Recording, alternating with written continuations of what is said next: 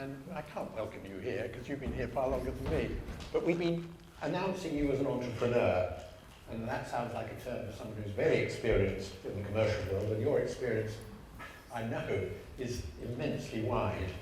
But your ambitions to go into business started very, very early, didn't they? They did. They started. I can never remember wanting to do anything else, and all the time my school chums were thinking of dreaming of winning, scoring a winning goal. I was daydreaming about what business to start. And in fact, I tried starting one or two businesses in my mid-teens and late teens.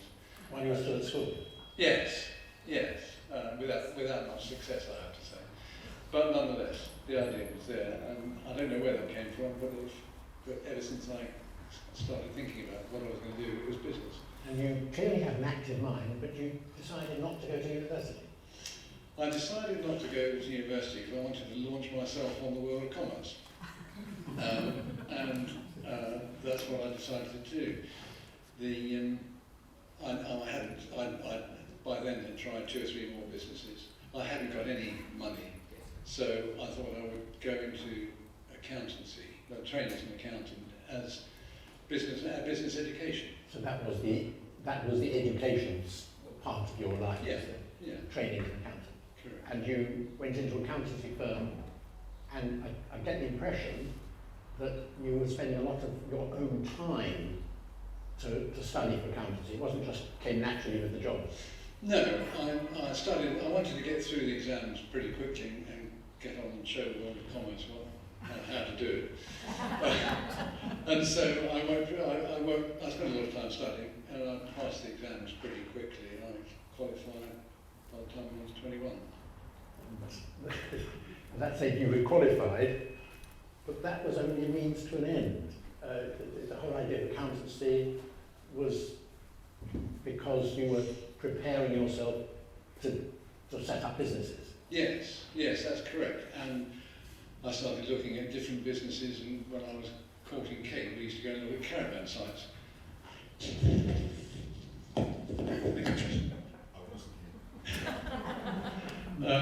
And I tried to get into caravan sites. It was all going to be on borrowed money, and I decided that was too much. So in the end, I came to the conclusion that the only business I could set up in was accountancy, because it didn't take a lot of capital. It's something I knew, and I could start it, and I did start it while I was still working for other people. And you briefly joined a merchant bank. That was again part of experience and education. Correct. Before I had sufficient clients to become full-time self-employed, I wanted to get as much experience, different experience as I could. So I worked for 2 accountancy firms. I did a little bit of temping with other accountancy firms just to try different sized firms, and then with a merchant bank for a while. Then you left paid employment, and in order to start your own accountancy business, wasn't there a risk that not enough people would want to put their funds and everything else into the hands of a 23-year-old? You didn't have a brass plaque. You were working from your bedroom in your parents' house. Correct. Yes, there was. I think, happily, naivety at that age, you think what people would be to pass to my door. And of course they didn't, but it gradually built up. I then moved out, and when it got too much in the bedroom, my bedroom at home was full of papers and files. I moved into a friend's house while he was out at work, and then took an office. And we've said this is a means to an end. So the idea was that you would set up this accountancy firm and then sell it, and the selling of it gave you funds to do other ventures. So Correct. You didn't expect to be doing it for long. I didn't. It was exactly so. Not having any capital of my own, I thought I would build it up, sell it, and that would give me the capital to do other things. So how short term was it? It was longer term than I imagined. It took me, in fact, I was there running the accountancy firm for 20 years. I did other things, tried other things while I was doing it. And then it got to a point I thought I can't put it off any longer. I need the safety of what I know and launch myself on something else. So by that time there were 3 partners and 40 staff, and I sold the practice to my other 2 partners. Now you you're setting up an accountancy firm. Now, accountancy firms are 2 a penny, and you realised you had to specialise for people to take you seriously. Is that right? Yes. I felt at the time, if you set out just to be a general practice, you know, you're competing with every other accountancy firm over the green water shop in the high street. So I made a policy of specialising in different sectors. The large firms do that as well. It wasn't an original thought, but I specialised in the sectors that were not sufficiently glamorous for the large firms to specialise in, and with things like transport, printing. But the one that was particularly successful, and the firm still specialised in it, was education. At that time, the grant-maintained schools were introduced by the government, and they needed accountants. And we were one of the first firms to specialise in that. By this time, I'd employed a marketing manager, and we did it properly. And over the course of 18 months, we picked up 120 schools as clients, and we became the largest firm in the country, specialising in schools. And so effective that it got you an invitation to Downing Street, I gather. It did. There was a schools event at number 10, because, as I say, we were the leading firm, much to the irritation of some of the bigger fellas. And so I was invited there to participate in this school event at number 10. And again, you're running this accountancy firm, but the idea of running businesses is so ingrained. You started some other businesses, and not always successfully. Absolutely. And if we're going to go into my failures, we'll be late home for Christmas. But while I was, we were, one of the functions of running an office was, you buy things by stationery, and it came up with the idea that if the stationery came to you and you went out to a van outside and bought it, that would work.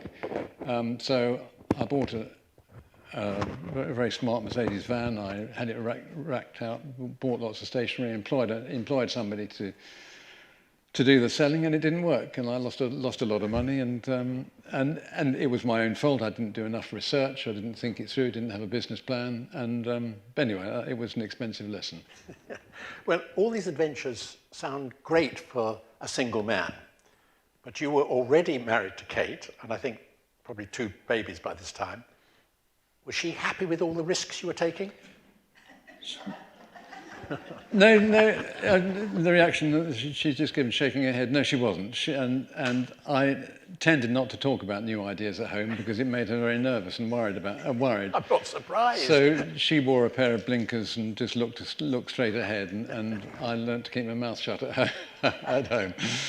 Now, you were brought up in a Christian home, but rebelled, as many people do, in their teens. But soon after you got married, you started going to church again. Was that Kate's good influence? I think it was a joint decision, probably, but certainly, yes, Kate's it was a very good influence and still is. But yes, we did. We started going to church before we had children. We were living in Farnborough Village at the time, and we went to a church in Orpington, and we went pretty regularly if there was nothing better on offer, and continued to do so. We got involved in social activities at the church, but it was really, in all honesty, it was just something that we did. Yeah, if you've got nothing better to do. If we'd got nothing better to do. But after the arrival of children, I got the impression, in fact you said, I think, we were both keen that children should be brought up within the influence of church life. Correct, yes. That was a motivation to increase our church attendance, to take it a little bit more seriously. We went to one or two more events than we had previously. The children got used to going to junior church, Sunday school, and we even went to a Christian conference. We went to Spring Harvest because largely the motivation was we wanted the children to be exposed to that. Faith was more important for the children than from you as an adult. I think it probably was. Yes, it probably was. It was a strong influence for both Kate and I as we were growing up, and we wanted that for our own children. So. If someone had accused you of being a Christian, would you have agreed? There wasn't probably a lot of evidence that we were. We went to church, and I thought that was probably enough, really. And rather pompously, I think I had beliefs, dismissed some parts of the Bible and accepted other parts, and I thought it was vaguely true, but it never kept me awake at nights. Now, very soon, I think about 10 years after that, you started a totally new area of business, and one that's been with you ever since. What was that? Commercial property has always appealed. I never had the capital to get into it, but I had an opportunity. A large public company in London was making an offer for another one and needed cash, and they said to a chum of mine, if you buy this property, which was in the City of London, you can have it for this price, providing you complete. This was on a Thursday, providing you complete by Monday. So he came to me, and three of us bought this property, and we completed on the Monday. So it was, and that was the first commercial property transaction we did. It turned out to be on the path of Crossrail, and the property is now part of the Farringdon Ticket Hall. So we eventually sold it to Transport for London at a satisfactory profit, and I thought, My. Now, 1994 was a very significant year for you in a couple of ways. You sold the practice, but earlier in the year, you had a very significant business trip to Chicago. Correct. Why was it so significant? It was significant not for the business element, but what happened while I was there.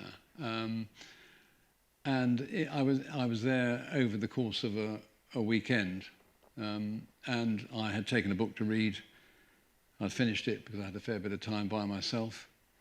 And I suppose in desperation, I took out the Gideon's Bible in my hotel room and read some of that. And then while I was there, I had an experience of the Holy Spirit, and God poured his love into my heart. And it became, instead of a head knowledge, it travelled the 9 inches down to my heart, and it was life transforming. I would say my life, like human history and like the calendar, is now divided into BC and AD, and BC was before 25th of June 1994.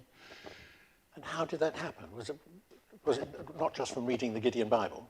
No, it wasn't. I did that during the course of the afternoon with a bit of spare time. I went out for dinner, and then after dinner I was walking against the crowd. There was a Sonnet Lumiere exhibition event in Chicago, and the crowds were flooding away, and I was going in the opposite direction. And I had an overwhelming experience that I was walking above these people, looking down on them, and overwhelmed by love. And as Wesley said, my heart was strangely warmed. And nothing's been the same ever since. But that's interesting, because with Wesley, it was in a service, a church service. From what you're saying, this had nothing to do with a building, a church service, but God speaking to you directly. Absolutely, and you just wonder at the graciousness of God in doing so. I've done nothing to deserve that. I wasn't particularly seeking that sort of experience, but here I am talking about it. And you said it changed everything. How was Derek different before that weekend and after that weekend in practical terms? Well, it changed everything and it changed nothing. I was still a business person. I was still looking for business ideas and looking for the next opportunity. And yet it changed my outlook completely. Before then, I think I was rather self-congratulatory. I thought I'd been very clever and done what I'd done, and it was to my merit.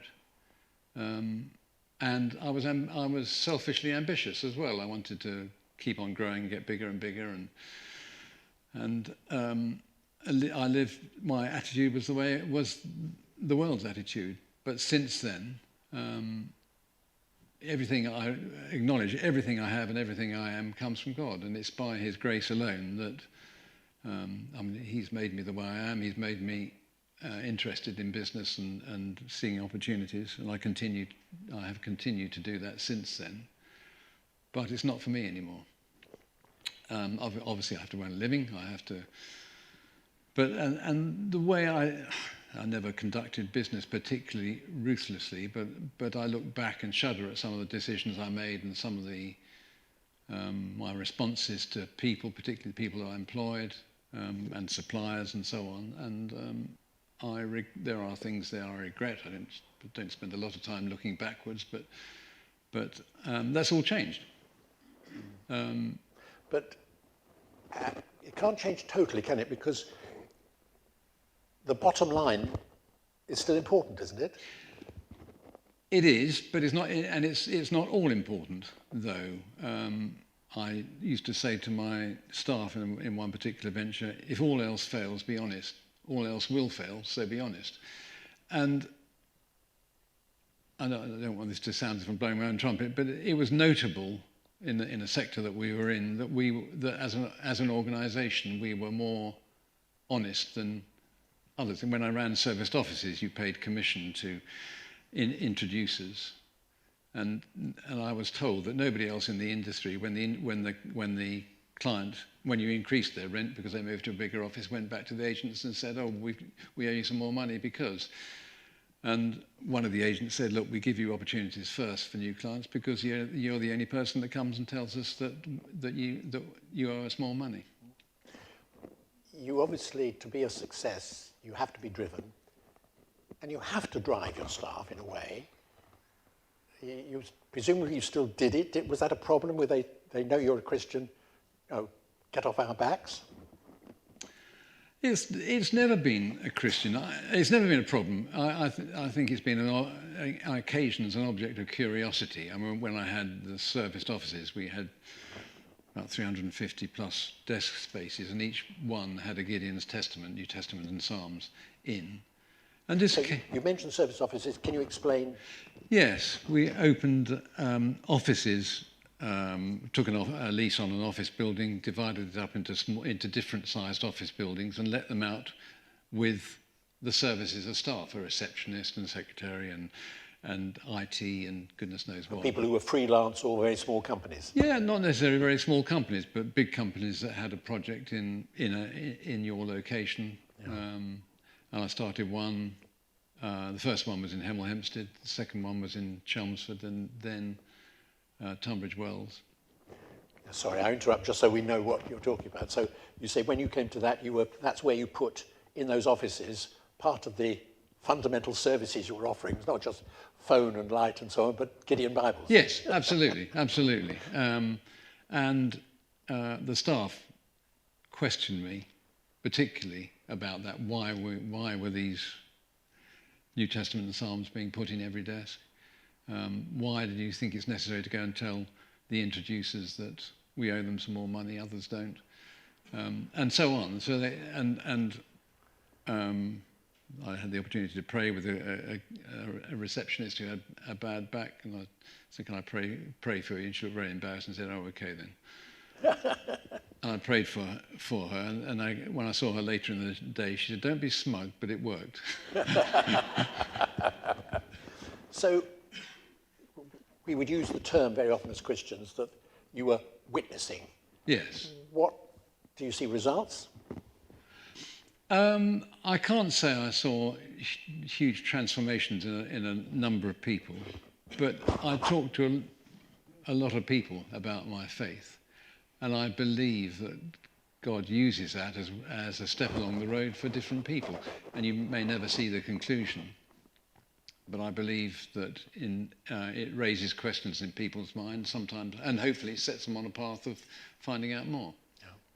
So this is 1994. We're back to Chicago on the change.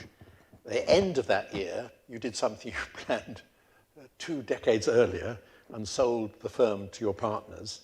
So you now had capital to undertake other ventures. And you said, "I had confidence that God was leading me in all areas of life." And then you negotiated to buy an engineering company and the purchase collapsed. How did that leave you feeling? That God had let you down? It left me feeling numb and void and wondered what on earth, had I and you question for how I misinterpreted, and this was an opportunity I thought was appropriate. I was going to use it as a platform to buy other engineering businesses, and I had somebody who would have been managing director of it, and you do think for a while, did I not pray enough? Did I not seek God's direction enough? And at that time, a Bible reading one morning, when I was reading the Bible, just leapt off the page at me. And I knew it was one of those occasions when you know God's speaking to you. And I mentioned this to you, Nick, as in Deuteronomy 8, where Moses is summing up to the Israelites towards the end of his life what's happened. And in chapter 8 of Deuteronomy, it says, God says, "Did you not know that I was leading you all this time through the desert and and wilderness, and your shoes didn't wear out, and you didn't go hungry? I fed you with manna." And it goes on. At the end, it says, "It's God that gives you." Let me just read. It's the verse 18. "And you shall remember the Lord your God, for it is He who gives you power to get wealth." And it struck me, first of all, that yes, God was with me, leading me. I did say to him, "Lord, I hope it's not going to be 40. I have 40 years now.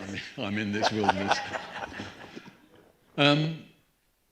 And it was a lesson that I had to pray more, to seek God's face and His direction more. So you took all the problems on yourself. You didn't question God?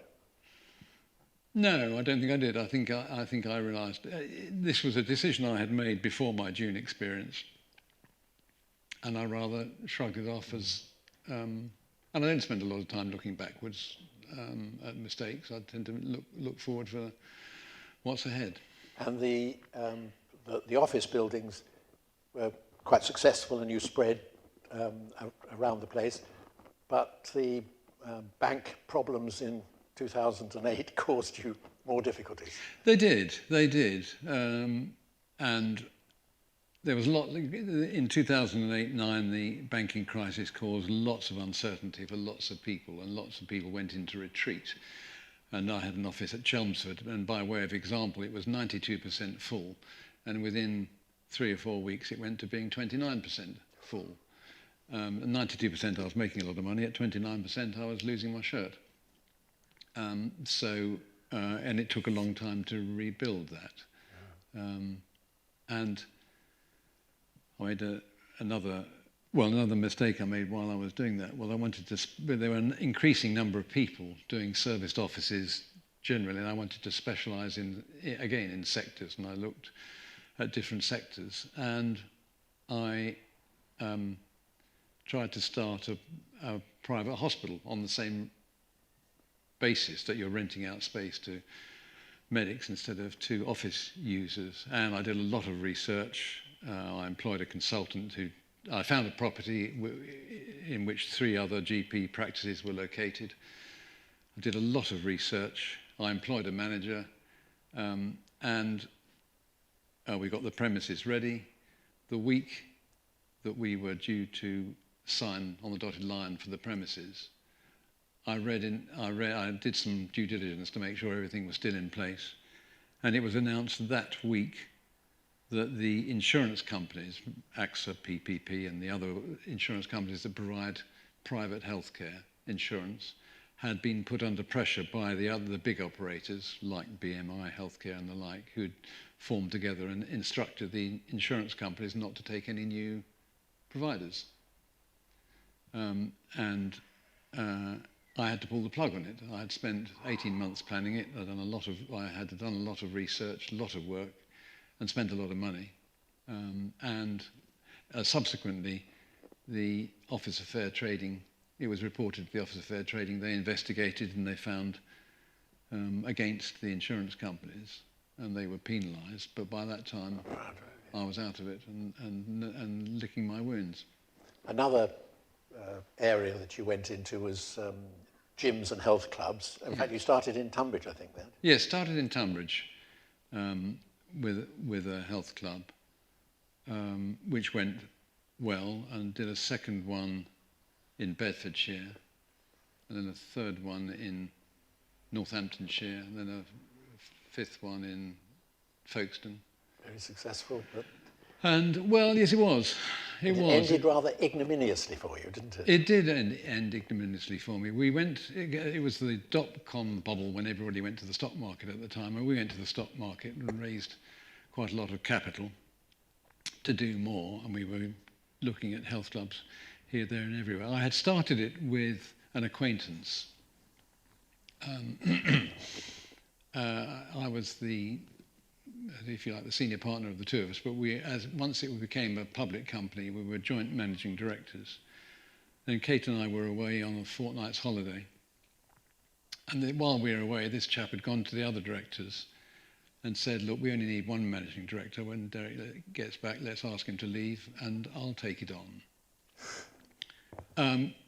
Which they did. I stood and fought for a while, but it was an embryo company on the stock market, and a public fight like that would have destroyed the value. So I left with my feeling pretty wounded, and sat and felt sorry for myself for a little while, and then thought that's leading me nowhere, and I got on with the next venture. So, weren't you bitter about it? I was very bitter about it. I made a decision that I had to forgive him, but actual forgiveness took quite a lot longer. I told people I'd forgiven him, but I hadn't really. But that bit happened, and I don't see the chap anymore. We exchange Christmas cards, but that's about. But I hold nothing against him. That was just. So we've come to a number of things where things haven't gone as you thought, and yet you still go back to Deuteronomy 8 that you were trusting God. Very much so. During that time when things went wrong, I must confess I've questioned, did I interpret that right, Lord? But when you look back, overall, it's been exactly right. In the same way that the Israelites were led to the desert, I've been led through when I've had a desert experience, I've been led as well, and God has provided, and we've taken me on to the next thing. And here I am today talking about it. You're obviously very committed to your business life, but you're obviously very committed to your faith, and you spend time sharing it. I mean, for 25 years, you've been running men's breakfast. What happens there? At the time, 28 years ago now, the church hadn't really got much for men, anything specifically for men. So I started the men's breakfast, and once they held it quarterly. And we had a variety of speakers, obviously all Christian, and from very different backgrounds, who in the main part came and gave their testimony. Some people spoke on a particular subject. But as a means of reaching out to men, I think it was extremely effective. It ended just before the pandemic. The last one was March 2020, which was my 100th breakfast. And we've had everybody from a pop singer to footballers to people in all different walks of business, medicine, police, the whole array. And we have seen people give their life to Christ at those events. So it has been worthwhile doing. It's been an easy thing to invite people to. The Christian message is proclaimed strongly there. You mentioned that you put Gideon Bibles in that office building. Then you got much more involved with Gideon's. I think you're treasurer of one of the branches and Correct. So on. So Gideon's, some of us know from hotel rooms, although I think they're less there than they were. How is Gideon's going at the moment? Gideon's in the UK has changed its name because the Charity Commission required women to be involved as well. The American organisation wouldn't permit that, so Gideon's in the UK has changed its name to something else, but it's still doing exactly the same. Good News for Everyone, it's called now. We're still doing exactly the same, handing out or placing Bibles in hotel rooms, as you say, in schools, in hospitals, and in prisons, and all different parts in the walks of life. I was chairman of Christians in Entertainment, and you used to help us put them in theatres. Yes, absolutely. And again, our head office is in Lutterworth in Leicestershire, and they regularly get stories of how having a Bible in a hotel room has changed people's life. And of course, it was part of my own coming to faith as well. That's interesting, because I was going to ask what benefits do you find, because often this is a very private thing, but people write to you and tell you. People do. We get lots and lots of stories of how having access to a Gideon's, or how people coming across in years later, their school testament has changed lives. All sorts of different circumstances. It's been fundamental to people's journey into faith. And obviously, you're doing this because you believe the Bible is important, but it's not just handing Bibles out, but you want people to engage with it. And I think you run a Bible study group in your house. Is that right? Correct. Yes. Yes, I have for a while. But I think if you say to a non-Christian you should read the Bible, as I have done, they generally turn their nose up and dismiss it. But when you come to faith, you start reading, it is the living word of God, and God's voice comes off the page to you, as I have experienced on a number of times. And the more you read it, and the more you meditate upon it, the closer you are to God, the closer you draw to God, and he speaks to you through it. And I think it's a life-altering experience. And in the times when I'm not conscientious about reading the Bible, I let other events take over. You can almost feel my footsteps going backwards away from God. And when the reverse is true, you spend more time reading and meditating, you can feel exactly the opposite. You can feel yourself drawing closer to God, and you feel his hand on your life far more. John promised people that they can ask questions, so let me just one more question, then we can go to the floor. But you're concerned to see what the Bible is telling you, what God is telling you through the Bible. Is that getting more difficult? You said earlier on people objected to you putting Gideon Bibles in, and objected to you being honest with the agents and so on. Do you find standing to Christian standards more difficult these days? Yes, I do. I think I've experienced people being very vociferous against what I believe, mocking what I believe. But then that's not a lot of hardship, really. If you're looking for value for money, it's all on my side. I mean, actually, to have, and just to some degree, I think it's a sign of the times. We're a multicultural, multi-religious society, and there's tolerance of everything except intolerance. And I think it's times like this we need to be more vociferous rather than less vociferous. And we read of prosecution of Christian bed and breakfast proprietors and people, and persecution of people wearing crosses when they're told not to. And making cakes. And making cakes, absolutely. But I think that's to some degree, and if you read the development of the church in Acts, every time there was terrific growth, a period of persecution followed, and to some degree we should be looking and welcoming persecution, because I think that will be a positive sign rather than a negative sign. At least we're being noticed in that case.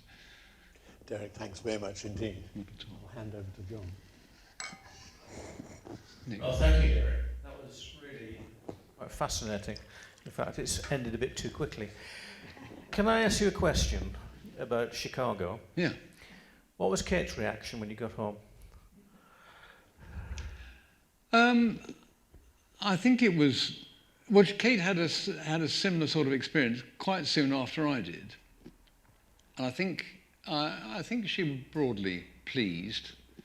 but and I wouldn't say it left a distance between us, but but I think in a way, I think she was probably slightly jealous, really. But I mean, it was wonderful.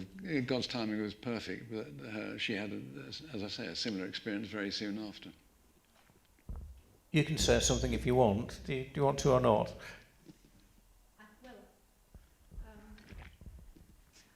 This feeling of love that Derek experienced in Chicago, I think I've told that story before, of somebody who was an alcoholic who had been not allowed to come and live in Otford. I was at a situation when I had to help him.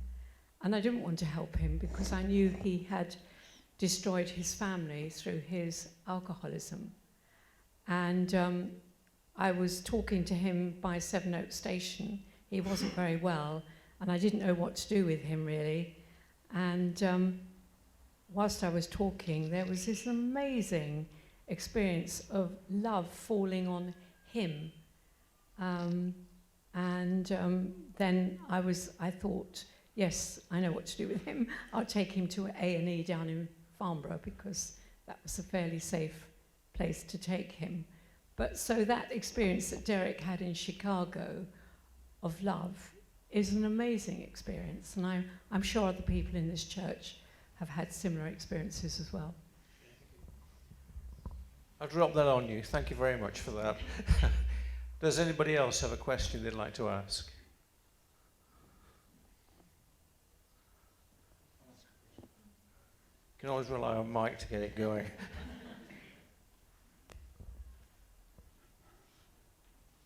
I would like to say... Yeah. Thank you. I think you're an amazing man in this church, and you've befriended so many people, you and Kate. And this church growth has been through no small part of some of your efforts, lots of other people as well. Anyway, we love you for that. I want to say that. As a friend.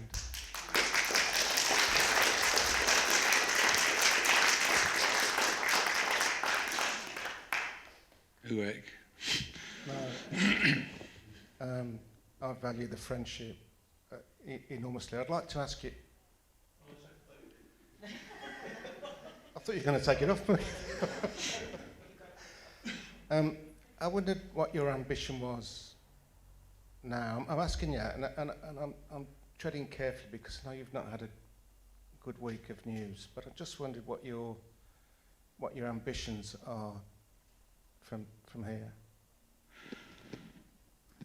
Well, as you know, Mike, I still have a reduced involvement with business, and will probably maintain it at a reduced level for a little while longer.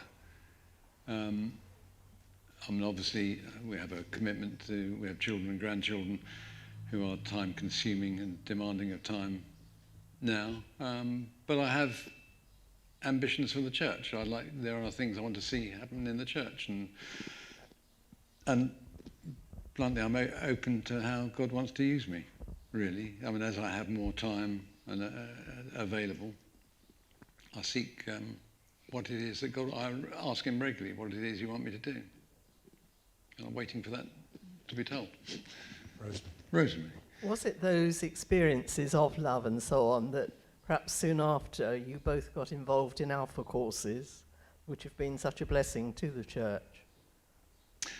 Very much so, Rosemary. It was one of those, if you like, coincidences that we Kate happened upon Alpha just as one was starting at a friend's house and went on it, and it was she that brought it back to the church. But having experienced the love of God poured into my life, I knew we had to try and facilitate other people experiencing the same thing. So when Kate came back, and she did this course at the friend's house and came back and was glowing about it, and we thought it was the obvious thing to do.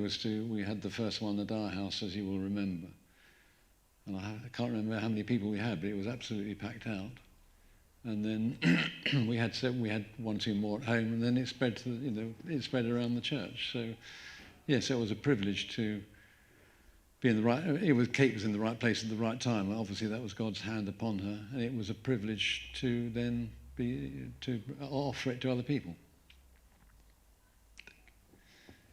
Derek, Yes, John. Congratulations on the speech. It was very interesting. In a sense, I've got the exact opposite lifetime trend regarding entrepreneurship.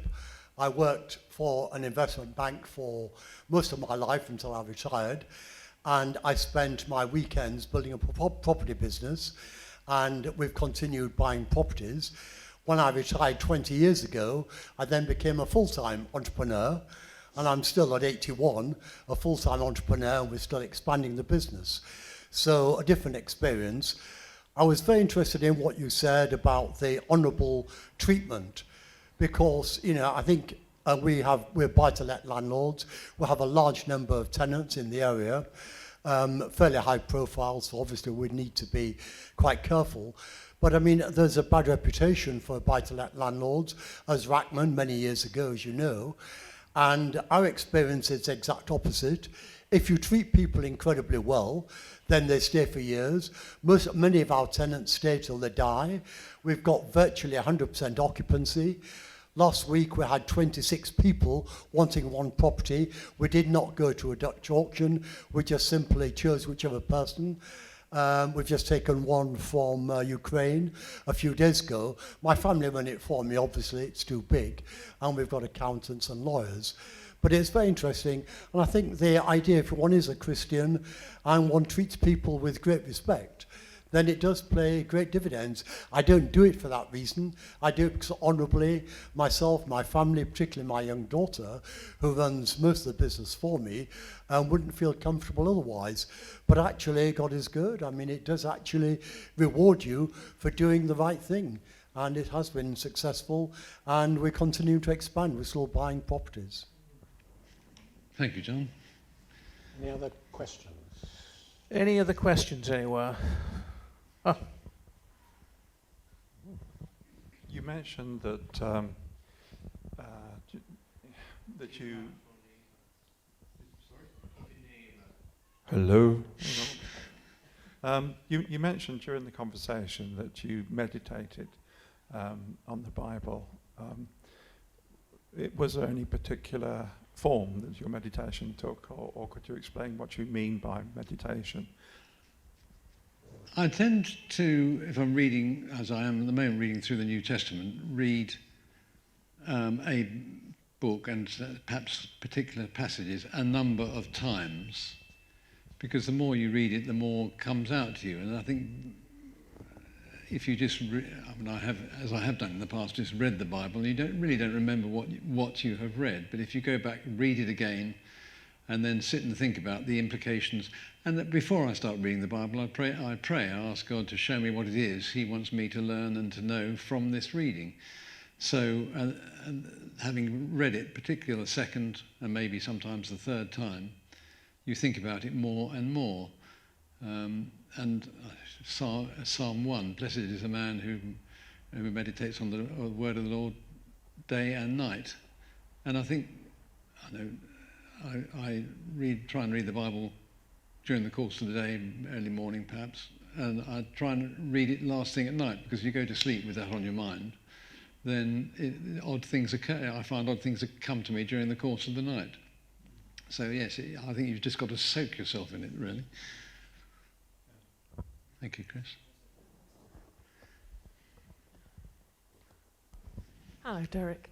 Hi, as you know better than most, I've had some pretty disastrous entrepreneurial experiences myself.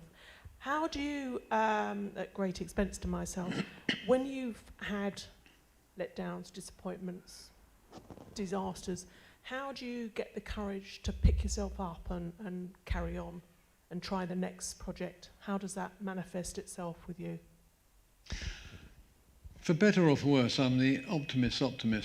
And once something has gone wrong, I don't spend a lot of time looking backwards. You have to learn the lessons from it. You have to see what went wrong, what I did wrong, And you learn more in the difficult times than you do in the easy times. I mean, if you ask me, I'd swap the experience for the cash every time. but I mean, they are valuable lessons, and God's given you abilities, and if you're confident of those, and if you're praying enough about the next step, I think you have the confidence and the wherewithal to move ahead.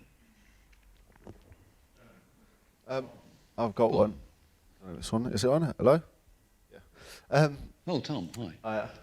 One, I've realised why you sold me a BMW with a Gideon Bible in. Still in there to this day as well. Oh, good. It is.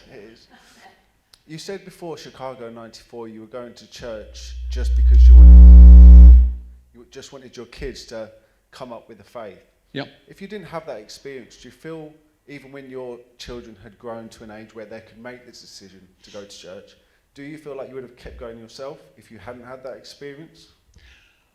I think we would have done, Tom. It had become part of our way of life, but we hadn't got the commitment to it. There wasn't the urgency, the necessity to come and worship God and to join with His people. It was just an option, something that we quite enjoy. It was part, if you like, part of the social round, something that we did. But since then, it's become, if you like, the anchor around which the rest of the week fits. And God's people, when we join together with worship, they are my family, and they are the people that I love, and they love me. So if I miss it, I miss them, and miss the experience, and miss the worship. So let's see you on next Sunday, Tom. Hi there, Derek. Bob. You mentioned the incident where you went together in partnership with someone who ended up not treating you very well in the gym business. In terms of actually, from that point on, choosing people with whom to become involved in ventures, did this change your approach in terms of assessing their honesty or suitability or whatever? Yes, it did. Yes, it did. First of all, I tried not to be involved with other people going forwards, or if I was involved, it would be for a one-off transaction rather than a wedding and a commercial marriage sort of thing. And of course, if you are, I haven't particularly had that experience, but if you are involved with another Christian, you've got an extra something at a greater depth to share with them than you would with anybody else. And this chap wasn't a Christian, and as far as I know to this day isn't. I would hope that I hope he does become. But yeah, obviously being in business with another Christian would have been given it a different depth altogether. Thanks, Bob.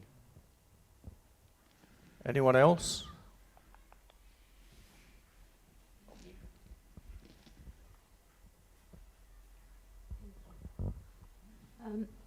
Derek, I think I came to that first Alpha course. Oh, right, yes, Poppy. And I wanted to sit in on a real one because we'd had one up at Woodlands, and the vicar then didn't want to have the weekend, Holy Spirit weekend. And you said yes. Well, I came along and you were very hospitable, both of you. And I thought, wow, this is how it's wonderful. People came in with food and they served lovely food, and we were split into two groups. And I obviously answered questions that I shouldn't have because I was sitting in, and you tactfully came and visited me at home and said, Poppy, I just would like you to know that you have to just listen, not participate, because you know know what it's all about. And you were just so tactful and loving. And since then, you know, it's just been wonderful. It was a wonderful experience. And I would, you know, ask anybody who hasn't done an Alpha course to do one, because I haven't done recently one, but I think I should, probably. Thank you very much. Thank you, Poppy. And with that advertising, we've got an Alpha course starting here in September. So if you want to sign up for that. Actually, just to add to that, it takes quite a bit of courage to go and tell somebody to be very quiet. And John, we've got something to say to you.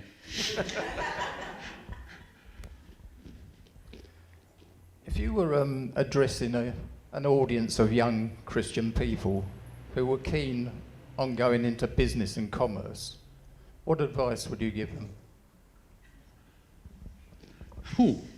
I said I'd answer easy questions.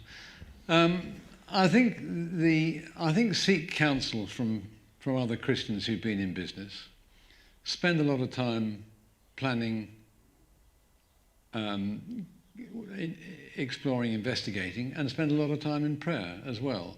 I think if I look, some of the things I've done wrong or where I have failed have been my own fault because I hadn't done adequate preparation. But the slings and arrows of commercial life happen to you. So I would give them every encouragement, but take it more slowly than perhaps I did. Spend more time in the preparation, spend more time in the planning, spend more time in prayer.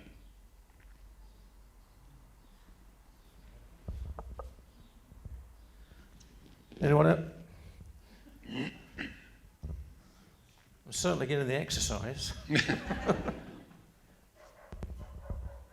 One of the things that I know that you do is that you audit accounts for a lot of Christian organisations, and there was at least one village organisation and so on. I mean, do you spend all your evenings auditing things, or can you fit some of it into the daytime?